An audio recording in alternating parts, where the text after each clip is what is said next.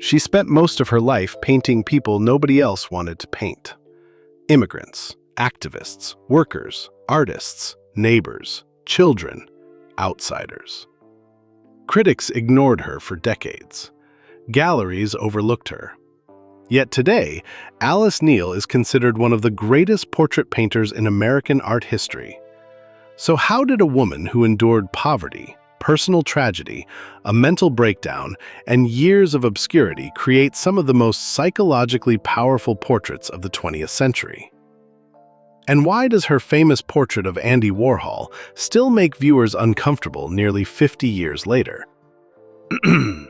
Before we begin, don't forget to like the video and subscribe to the channel. It helps us continue creating stories about remarkable artists, forgotten masterpieces, and the fascinating lives behind great works of art. Alice Neel was an artist who refused to compromise. She painted her subjects with startling honesty and extraordinary emotional depth. Her life contained everything: tragedy, psychiatric treatment, Spanish Harlem, the Beat Generation, and, of course, portraits that seem to pulse with life. Her story is the story of a woman who became a symbol of uncompromising 20th century art.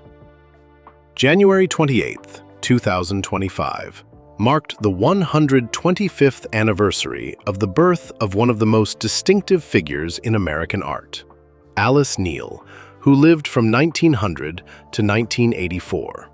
She was a painter whose portraits did far more than capture appearances.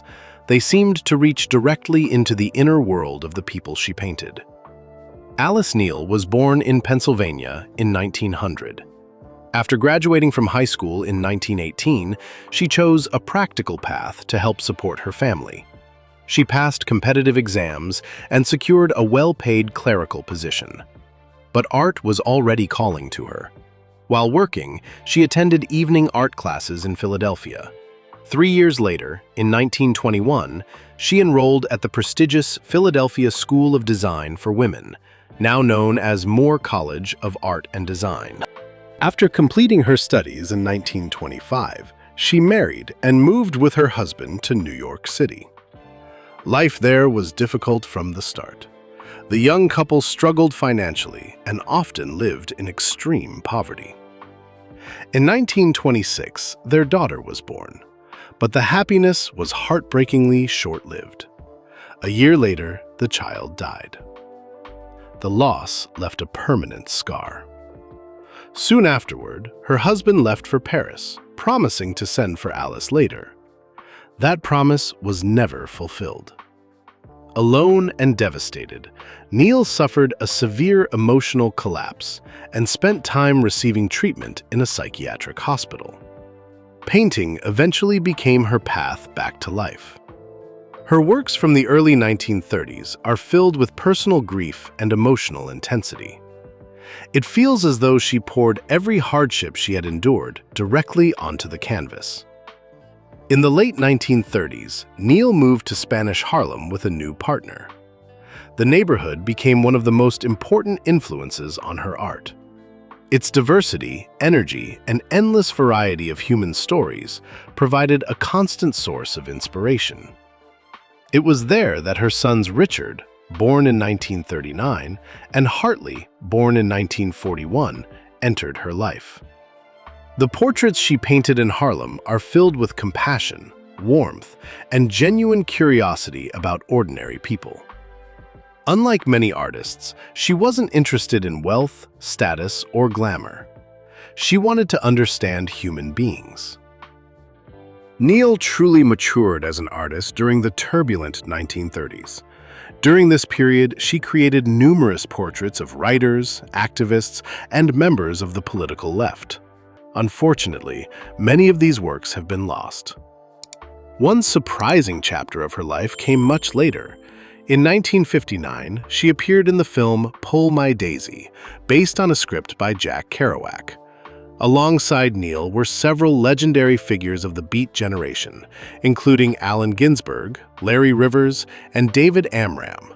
Directed by Robert Frank and Alfred Leslie, the film became a cultural landmark and a visual manifesto for an entire generation. Yet recognition arrived painfully late. It wasn't until the 1960s and 1970s that the art world finally began to notice Alice Neel. In 1965, her solo exhibition at Graham Gallery in New York attracted serious attention. Then, during the mid-1970s, she created what would become one of the most famous portraits of her career, a portrait of Andy Warhol. The painting shocked many viewers. Warhol appears shirtless, his eyes closed, vulnerable and physically exposed. The scars from the assassination attempt against him are clearly visible. Gone is the confident public persona. What remains is a fragile human being. Many critics consider this portrait the pinnacle of Neel's artistic achievement. An interesting parallel appeared at the end of her own life. In her final year, Neel herself became the subject of a portrait. Photographer Robert Mapplethorpe photographed her with her eyes closed, creating an image that many people see as an echo of the Warhol portrait. The photograph became a fitting visual conclusion to her life's journey. Among her most famous works is her remarkable self-portrait. In it, Neel painted herself completely nude at the age of 70. It remains one of the most courageous self-portraits in modern art, and one of the rare examples of an artist presenting the aging female body with complete honesty and dignity. Alice Neel died in New York City on October 13, 1984, at the age of 84. But interest in her work has only continued to grow. Today, she is widely regarded as one of the most important American painters of the 20th century. In 2007, her grandson, filmmaker Andrew Neel, released the documentary film Alice Neel. The documentary introduced new audiences not only to her paintings, but also to the personal struggles of a woman who remained faithful to her artistic vision throughout her entire life.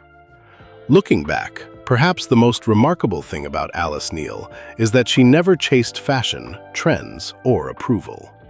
While many artists tried to impress the world, Neel tried to understand it. She painted people as they really were, vulnerable, imperfect, complicated, and deeply human. And that honesty is exactly why her work still feels so powerful today.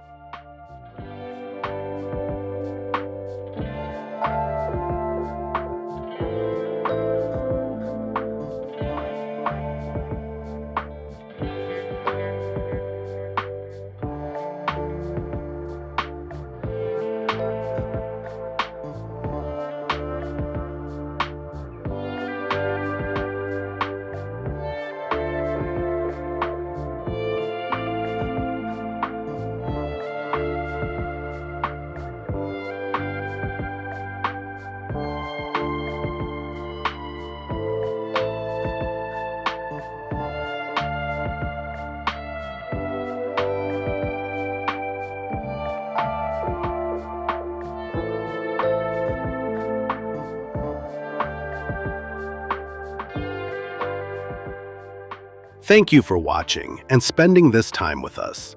If you enjoyed the video, please give it a like, subscribe to the channel, and share your thoughts in the comments. And don't forget to visit alibrio.co, a place where you can discover contemporary artists, unique handmade creations, and creative talent from around the world.